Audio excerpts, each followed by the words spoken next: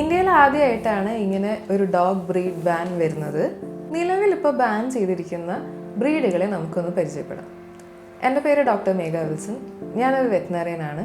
Animal related അല്ലെങ്കിൽ veterinary related കാണാൻ നിങ്ങൾക്ക് ഇഷ്ടമാണെങ്കിൽ do follow my channel the vet voyages. 23 ഇനം നായകളുടെ ഇറക്കുമതിയും വിൽപ്പനയും നിരോധിക്കാനുള്ള തീരുമാനത്തിനെതിരെ ഒരു വിഭാഗം നായപ്രേമികൾ pitbull, American bulldog, rottweiler അടക്കം 23 ഇനം നായ്ക്കളുടെ ഒരു വിഭാഗം നായപ്രേമികൾ മാസ്റ്റിഫ് ഗ്രൂപ്പിൽ അടങ്ങിയിട്ടുള്ള ഒരുപാട് നായ്ക്കളെ ബാൻ ചെയ്തിട്ടുണ്ട്. വളരെ ശക്തരായിട്ടുള്ള നായ്ക്കളാണ് ഈ ഗ്രൂപ്പിലൊക്കെ ഉള്ളത്. അതുകൊണ്ട് തന്നെ ഇവരുടെ പ്രധാന മേഖല എന്ന് പറയുന്നത് ഗാർഡിങ് അല്ലെങ്കിൽ സംരക്ഷണമാണ്. എല്ലാ മാസ്റ്റിഫ് ഡോഗ്സും നല്ല ഗാർഡ് ഡോഗ്സും കൂടിയാണ്. നന്നായി സംരക്ഷിക്കുന്നത് എന്ന് പറയുമ്പോൾ ഇവരുടേതെല്ലാം നന്നായി സംരക്ഷിക്കുമ്പോൾ പുറത്തുനിന്ന് എന്ത് വന്നാലും അതൊരു മനുഷ്യനായാലും മൃഗമായാലും ഇവർ വളരെ അഗ്രസീവായിട്ടായിരിക്കും അവരോട് പ്രതികരിക്കുക. അതുകൊണ്ട് തന്നെ വളരെ ചെറുതായിരിക്കുമ്പോൾ തന്നെ ഇവർക്ക് ട്രെയിനിങ് ഒരു മസ്റ്റ് ആയിട്ടുള്ള കാര്യമാണ്. അമേരിക്കൻ ബുൾഡോഗ് ഇത് വേൾഡ് വാർ 1, വേൾഡ് വാർ 2 ആ സമയത്ത് ഏകദേശം എക്സ്റ്റെൻറ്റ് ആയി പോയിട്ടുള്ള ഒരു ബ്രീഡാണ്. John D Johnson, Ellen Scott ഈ 2 പേരും കൂടിയിട്ടാണ് ഈ ബ്രീഡിനെ വീണ്ടും വളർത്തിയെടുത്തത്. അതുകൊണ്ടാണ് ഈ ബ്രീഡിന്റെ സ്റ്റാൻഡേർഡ് ടൈപ്പിന് സ്കോട്ട് ടൈപ്പ് എന്നും ക്ലാസിക് ടൈപ്പിന് ജോൺസൺ ടൈപ്പ് എന്നും പറയുന്നത്. സിങ്ക എന്ന് പറയുന്ന ഒരു ഓൺലൈൻ ഗെയിമിംഗ് കമ്പനി ഉണ്ട്. നമുക്കറിയാവുന്ന ഒരു ഗെയിം എന്ന് പറയുന്നത് ഇവരുടെ ഫാംവില്ലയാണ്. ഈ കമ്പനിയുടെ ലോഗോയിലുള്ള ഡോഗാണ് ഈ അമേരിക്കൻ ബുൾഡോഗ്, ഡോഗോ അർജന്റീനോ. ഇതൊരു അർജന്റീനിയൻ മാസ്റ്റിഫാണ്. ഇവരെ ഉപയോഗിച്ചിരുന്നത് കാട്ടുപന്നികളെയും പ്യൂമകളെയും ഹണ്ട് ചെയ്യാനാണ്. ഇനി മറ്റൊരു മാസ്റ്റിഫ് ഡോഗാണ് South African mastiff dog, boerboel. ഇവർ പുള്ളിപ്പുലികളെയും ബാബൂണുകളെയൊക്കെ കൂട്ടമായിട്ട് പോയിട്ട് വേട്ടയാടുന്നവരാണ്. കെനി കോർസോ ഇതൊരു ഇറ്റാലിയൻ മാസ്റ്റിഫ് ഡോഗാണ്. ഈ ബ്രീഡിനെ നമുക്ക് എല്ലാവർക്കും പരിചയമായത് ഗെയിം ഓഫ് ത്രോൺസിലാണ്. മലയാളികൾക്ക് ഈ ബ്രീഡ് കൂടുതൽ പരിചിതമായത് കള എന്ന സിനിമയിലൂടെയാണ്. കെനി കോർസോ എന്ന് വെച്ചാൽ ബോഡി ഗാർഡ് ഡോഗ് എന്നാണ് അർത്ഥം. Fila Brasileiro Brazilian mastiff ഡോഗാണ്.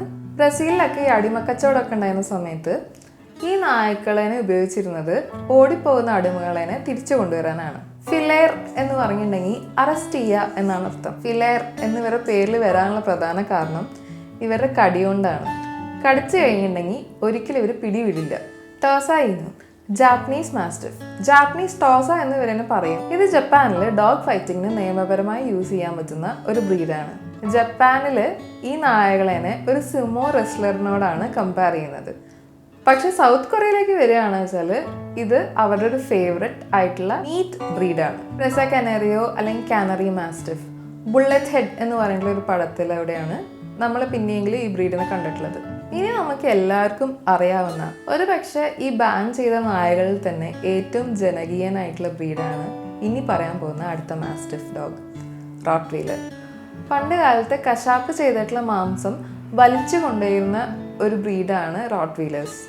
അതുകൊണ്ട് തന്നെ ഇവർക്ക് ബുച്ചേഴ്സ് ഡോഗ് എന്നും കൂടെ പേരുണ്ട്. 1ാം ലോക മഹായുദ്ധത്തിന്റെ കാലത്ത് പോലീസ് ഡോഗ് ആയിട്ടും 2ാം ലോക മഹായുദ്ധത്തിന്റെ കാലത്ത് റെസ്ക്യൂ ഡോഗും ഗാർഡ് ഡോഗും ആയിട്ടൊക്കെ ഇവരെന്നെ ഉപയോഗിച്ചിരുന്നു. വേൾഡ് ട്രേഡ് സെന്റർ നിലം പതിച്ച സമയത്ത് അതിന്റെ അവശിഷ്ടങ്ങൾക്ക് അടിയിൽ പെട്ടിട്ടുള്ള ആൾക്കാരെ കണ്ടുപിടിക്കാനൊക്കെ ഈ ബ്രീഡ്സിനെയും കൂടെ യൂസ് ചെയ്തിട്ടുണ്ടായിരുന്നു. ഭയങ്കര പ്രൊട്ടക്റ്റീവും ഭയങ്കര ടെറിട്ടോറിയലും ആയതുകൊണ്ട് തന്നെ മറ്റു മനുഷ്യരെയും മറ്റു മൃഗങ്ങളെയും കടിച്ചിട്ടുള്ള ഒരുപാട് കേസ് ഇവർക്കെതിരെ ഉണ്ട്. ഇവരുടെ ഈ അഗ്രസീവ്നെസ്സിനെ കൊണ്ട് തന്നെയാണ് പല രാജ്യങ്ങളും ഈ ബ്രീഡിനെ ബാൻ ചെയ്യുകയോ അല്ലെങ്കിൽ റിസ്ട്രിക്റ്റഡ് ഓണർഷിപ്പ് പറയുകയോ ചെയ്തിട്ടുള്ളത്. ഇനിയുള്ളത് ടെറിയർ എന്ന് പറഞ്ഞുള്ള ഒരു ഗ്രൂപ്പാണ്. ആക്ച്വലി ഈ ടെറിയർ ഗ്രൂപ്പിൽ മിക്ക ഡോഗ്സും വളരെ ചെറിയ ടെറിയേഴ്സാണ്. ജാക്ക് റസൽ, യോർക്ക്ഷയർ ഒക്കെ വളരെ ചെറിയ ടെറിയർ ബ്രീഡ് ഡോഗ്സ് ആണ്. ഇതിനൊക്കെ ഉദ്ദേശിച്ചിട്ടുണ്ടോ എന്ന് കൃത്യമായിട്ട് അറിയില്ല. പക്ഷെ എന്തായാലും പേരെടുത്ത് പറഞ്ഞിട്ടുള്ള 2 ടെറിയേഴ്സ്, ഒന്ന് പിറ്റ്ബുൾ ടെറിയർ ആണ്, അമേരിക്കൻ പിറ്റ്ബുൾ. ഈ ഡോഗ്സിനെ പൊതുവെ എല്ലാവരും ടെറർ ഡോഗ് എന്ന് തന്നെയാണ് പറയാറ്. 12 European countries, Australia, New Zealand, Singapore, Malaysia എന്നിങ്ങനെ ഒരുപാട് രാജ്യങ്ങൾ ഈ ഡോഗിനെ ബാൻ ചെയ്തിട്ടുണ്ട്. ബ്ലഡ് സ്പോർട്സിന് വേണ്ടി യൂസ് ചെയ്തിരുന്ന ഒരു ബ്രീഡാണ് പിറ്റ്ബുൾ ടെറിയേഴ്സ്. ബ്ലഡ് സ്പോർട്സ് എന്ന് പറഞ്ഞത് ഡോഗ് ഫൈറ്റിംഗ് ഒരു ബ്ലഡ് സ്പോർട്ടാണ്. അതിന് മാത്രമല്ല ബുൾ ബെയ്റ്റിംഗ്, ബെയർ ബെയ്റ്റിംഗ് എന്ന് പറഞ്ഞിട്ടുള്ള സ്പോർട്സിനും കൂടെ പിറ്റ്ബുൾസിനെ യൂസ് ചെയ്തിരുന്നു. ഈ പിറ്റ്ബുൾ എന്ന് പറയുന്ന പേര് വരാൻ തന്നെ കാരണം ആക്ച്വലി ഇവരെന്നെ യൂസ് ചെയ്തിരുന്ന ഈ ബുൾ ബെയ്റ്റിംഗ് കാരണമാണ്.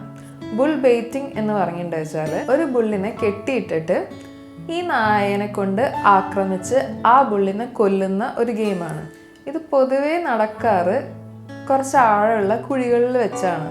അതുകൊണ്ട് പിറ്റിൽ ബുൾ ബെയ്റ്റിംഗ് നടത്തുന്ന ഡോഗ്സ് എന്നുള്ള രീതിക്കാണ് പിറ്റ് ബുൾ എന്നുള്ള പേരും കൂടെ വന്നത്. ഇവരെ കമ്പാനിയൻ ഡോഗ്സ് ആയിട്ടും വർക്കിംഗ് ഡോഗ്സ് ആയിട്ടും പോലീസ് ഡോഗ്സ് ഒക്കെ ആയിട്ട് യൂസ് ചെയ്തിരുന്ന ഒരു കാലം ഉണ്ടായിരുന്നു. പക്ഷെ ഇവരുടെ അഗ്രസീവ് ആയിട്ടുള്ള ഈ നേച്ചറിനെ കൊണ്ട് തന്നെ ഈ സ്ഥാനമാനങ്ങളൊക്കെ ഇവർക്ക് നഷ്ടപ്പെടുകയായിരുന്നു എന്ന് വേണമെങ്കിൽ പറയാം.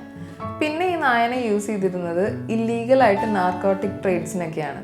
അതായത് പോലീസ് റെയ്ഡൊക്കെ വരുന്ന സമയത്ത് പോലീസിനെ അറ്റാക്ക് ചെയ്യാൻ വേണ്ടിയിട്ട് ഇവർ ഈ ഡോഗ്സിനെ യൂസ് ചെയ്തിരുന്നു. മനുഷ്യരോട് കാണിക്കുന്ന ഈ ദേഷ്യം കാരണം തന്നെ പല കെനൽ ക്ലബ്ബുകളും ഇവരെ സാധാരണ രജിസ്റ്റർ ചെയ്യാറില്ല. ഈ അമേരിക്കയിൽ നായ കടിച്ചിട്ടുണ്ടായ അപകടങ്ങളുടെ ഒരു സ്റ്റഡി നടന്നപ്പോൾ അതിൽ ഏകദേശം 67% റോട്ട് വീലേഴ്സും പിറ്റ് ബുൾസും കടിച്ച കേസായിരുന്നു.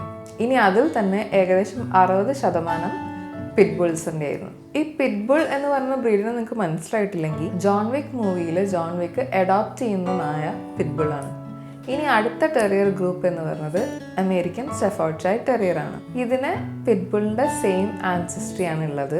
അതുകൊണ്ട് തന്നെ പിറ്റ് ബുൾസിന് ചില കെനൽ ക്ലബ്ബുകൾ ഈ പേരിൽ രജിസ്റ്റർ ചെയ്യാറുണ്ട്. ഈ രണ്ട് ബ്രീഡുകളും ബ്രീഡ് ക്യാരക്ടറിസ്റ്റിക്സിൻ്റെ കാര്യത്തിൽ സിമിലർ ആണ്. അതുകൊണ്ട് തന്നെ പിറ്റ് ബുൾ ബാൻ ചെയ്തിട്ടുള്ള എല്ലാ കൺട്രീസും അമേരിക്കൻ ഷെഫേർഡ്ഷയർ ടെറിയറിനെയും ബാൻ ചെയ്തിട്ടുണ്ട്. സോ ഇതൊക്കെയാണ് നിലവിൽ ഇന്ത്യയിൽ ബാൻ ചെയ്തിട്ടുള്ള ഡോഗ് ബ്രീഡ്സ്.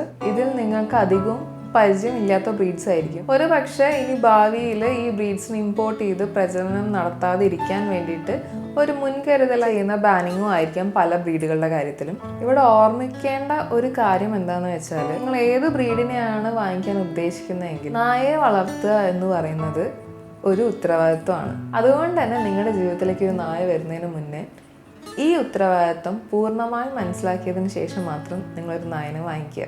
അമേരിക്കൻ കെനൽ ക്ലബ്ബിൽ പറഞ്ഞിട്ടുള്ള വാചകമാണിത്. ഇത് ഞാനിവിടെ കടമെടുക്കുകയാണ്.